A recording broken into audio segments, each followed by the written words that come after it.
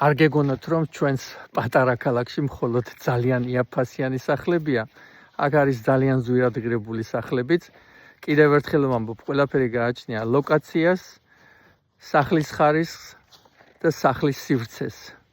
ასე რომ აი უბრალოდ ამ სამეზობლოს გაჩვენებს და მე გეტყვით რა ფასებში იყიდება აქ სახლები. დღეს ამ სახლის საჩვენებლად მოვედი. ეს სახლი გაყიდვაში არის 499,000-ად. 5 საძინებელი ოთახი, 3 ავტოფარეხი, 3 მანქანის ავტოფარეხი და 3 სველი წერტილი.